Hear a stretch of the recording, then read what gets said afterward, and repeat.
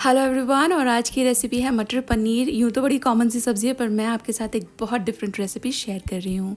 कढ़ाई में लीजिए, थोड़ा सा ऑयल डालिए, इसमें थोड़ा तेज पत्ता, सूखी लाल मिर्चें, हरी इलायची, और अब इन तीनों को थोड़ा सा भून लीजिए। जब भी आप खड़े गरम मसाले भूनते हैं तो तेल बहुत गर्म ना किया कीजिए। अब यहाँ मैंने 2 बड़े बड़े प्याज थोड़ा बारीक चॉप करके ऐड कर दिया है।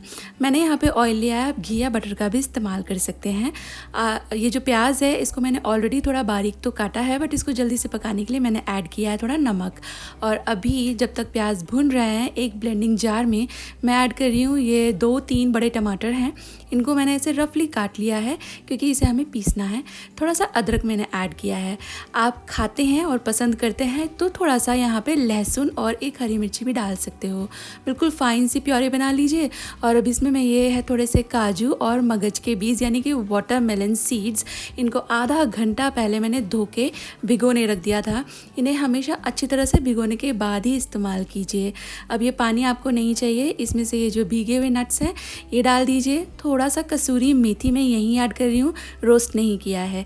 यह है ज़ीरा का पाउडर रोस्टेड, 2 बड़े चम्मच दही, और अब ये सारी चीज़ों को मिला के एज़ फाइन एज़ पॉसिबल एक चटनी जैसी बना लीजिए, एक प्योरे जैसे बना लीजिए।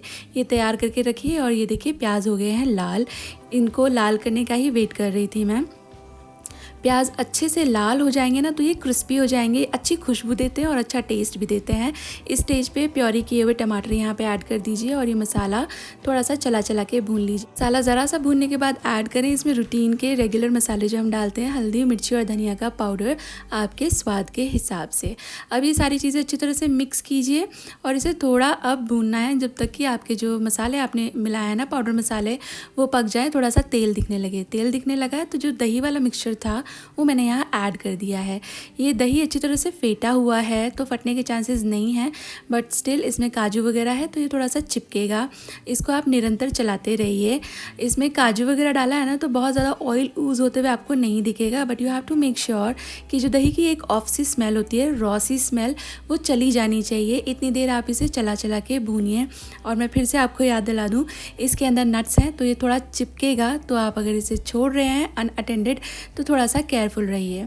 2 मिनट ढक्कन लगा के मैंने भूना है। ऐड किया है इसमें थोड़ा सा चीनी, थोड़ा धनिया, थोड़ा गरम मसाला, और अब इसे मिलाइए। नीचे थोड़ा सा चिपक रहा है बट ये जला नहीं है, थोड़ा सा चिपक रहा है बस। भूनने वक्त ऐसा हो जाता है। इसे अच्छी तरह मिक्स कीजिए और नोटिस करेंगे कलर भी चेंज हो चुका है इस मसाले का, और खुशबू तो पूछिए मत। जिस ब्लेंडिंग जार में मैंने काजू का पेस्ट बनाया था, थोड़ा उसी में पानी डालकर मैंने जो रिमेनिंग पेस्ट था वो निकाल लिया है, ऐड किया है इस मसाले में ग्रेवी बनाने के लिए। ग्रेवी आप आपकी इच्छा से कम या ज़्यादा रख सकते हैं। मिक्स कीजिए और इसमें डाल रही हूँ मैं ये फ्रोज़न मटर। फ्रोज़न मटर पहले से ही काफ़ी ज़्यादा कुकड होते हैं तो इसलिए मैंने डायरेक्टली ऐड कर दिया। आप ताज़ा मटर ले रहे हैं तो उबाल कर ऐड कीजिएगा। और ऐड किया है मैंने यहाँ पर अराउंड 300 ग्राम्स पनीर। पनीर को आप छोटा बड़ा जैसा चाहें अपने हिसाब से काट सकते हो, चाहे तो फ्राई करके भी डाल सकते हैं। अब यहाँ पे सीजनिंग वगैरह चेक कर लीजिए और कंसिस्टेंसी आपको जैसी चाहिए उस हिसाब से पानी डाल दीजिए। मैं थोड़ा नमक यहाँ ऐड कर रही हूँ, थोड़ा नमक पहले भी ऐड किया था। इसको मिक्स दीजिए और अब ढक्कन लगा के इसे थोड़ी देर पकाएंगे। एक टिप आपको मैं देना चाहूँगी, पनीर की सब्ज़ी को बहुत ज़्यादा कभी ना पकाएं। पनीर अदरवाइज़ च्यूई हो जाता है बहुत देर अगर आप उसे उबालते रहें। 2 ही मिनट में इसके ऊपर ये ऑयल जैसा दिखने लगेगा, कोरमा की लेयर हो जाएगी और आपका डिफरेंट स्टाइल वेरी यमी, बहुत ही फ्रेग्रेंट और टेस्टी मटर पनीर हो गया है तैयार। इस तरह ज़रूर ट्राई कीजिएगा, आपको बहुत पसंद आएगा, इस बात की मैं गारंटी ले सकती हूँ। Give this recipe a try, you are going to love it. Thank you for watching guys, take care, bye bye.